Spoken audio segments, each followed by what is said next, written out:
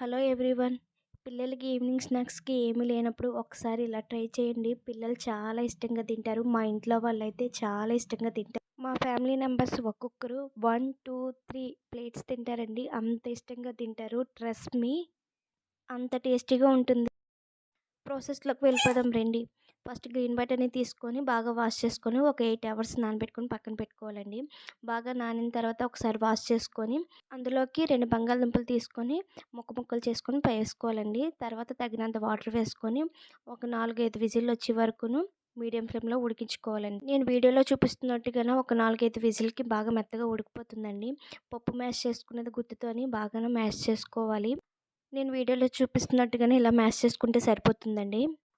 ఒక కళాయి తీసుకొని అందులో కొంచెం ఆయిల్ వేసుకొని దాల్చిన చెక్క, 2 లవంగాలు వేసుకోవాలండి. తర్వాత అల్లం ముక్కలు, వెల్లుల్లిపాయలు, 2 పచ్చిమిరపకాయలు వేసుకొని ఒక ఆనియన్ వేసుకొని బాగా ఫ్రై చేసుకోవాలి. బాగా కొంచెం ఫ్రై అయిన తర్వాత ఒక టమాటో కట్ చేసుకొని వేసుకోవాలండి. టమాటో కూడా బాగా మ్యాష్ చేసుకున్న తర్వాత ఒక మిక్సీ గిన్నె తీసుకొని అందులోని కొత్తిమీర, ఆనియన్ కూడా వేపి పెట్టుకున్నాం కదండీ! అది కూడా మెత్తగా పేస్ట్ చేసుకొని పక్కన పెట్టుకోవాలి. ఇందాక గ్రీన్ బటానీ కూడా మ్యాష్ చేసుకొని పక్కన పెట్టుకున్నాం కదండీ! కొంచెం వాటర్ వేసుకొని స్టవ్ మీద పెట్టుకొని తర్వాత ఇందాక మిక్సీ పెట్టుకున్నాం కదండీ! అది కూడా వేసుకొని ఒకసారి బాగా ఉడికించుకోవాలి. కొద్దిగా ఉడికిన తర్వాత జీలకర్ర పొడి, ధనియాల పొడి, కారం, సాల్ట్, పసుపు వేసుకోవాలండి. వేసుకున్న తర్వాత కొద్దిగా బాగా ఉడికించుకోవాలి. నేను వీడియోలో చూపిస్తున్నట్టుగా ఇలా ఉడికితే సరిపోతుందండి. పానీపూరి చిప్స్ తీసుకొని ఆయిల్‌లో ఫ్రై చేసుకోవాలండి. ఇలా ఒక బౌల్‌లో వేసుకొని చాట్ ప్రిపేర్ చేసుకొని పక్కన పెట్టుకున్నాం కదండీ! అది కూడా వేసుకోవాలి. అంతేనండి, ఎంతో సింపుల్‌గా ఎంతో టేస్టీ మసాలా పూరి రెడీ అండి.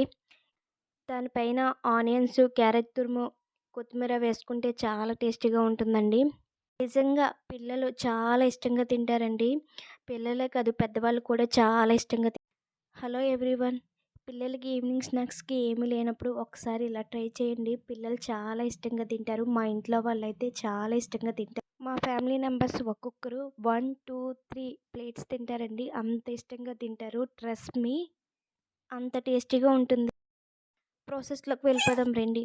ఫస్ట్ గ్రీన్ బటానీ తీసుకొని బాగా వాష్ చేసుకొని ఒక 8 అవర్స్ నానబెట్టుకొని పక్కన పెట్టుకోవాలండి.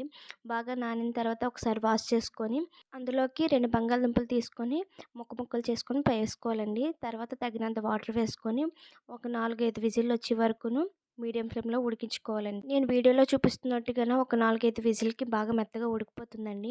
పప్పు మ్యాష్ చేసుకునేది గుత్తితోని బాగానే మ్యాష్ చేసుకోవాలి. నేను వీడియోలో చూపిస్తున్నట్టుగానే ఇలా మ్యాష్ చేసుకుంటే సరిపోతుందండి.